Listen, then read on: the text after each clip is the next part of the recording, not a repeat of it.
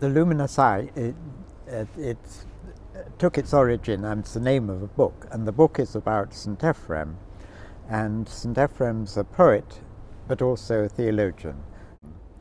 And what he's doing, he's saying that the way to understand the relationship between the human world and the divine world is through what he sees as God's means of self-revelation by means of the term Raza, mystery, symbol, pointer, and in the plural Raza, and these mysteries, symbols, are hidden both in the natural world and in the biblical text.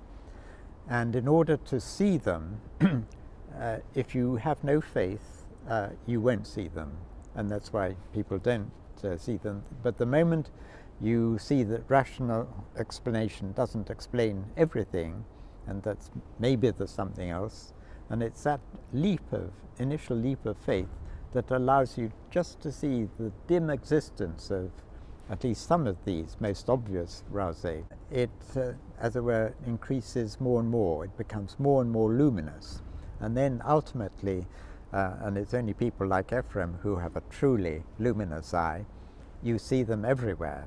And he, in one poem, ends up saying, "Help, I'm sinking in the sea, the ocean of Raza, of mysteries, symbols," and he needs to be drawn out into forget about them for the moment.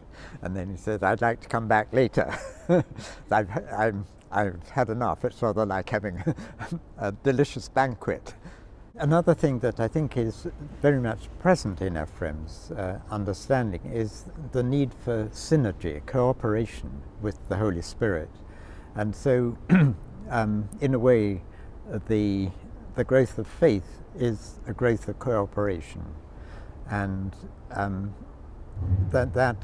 so it needs an effort on the individual's part, and that effort is sort of cooperating with the Spirit.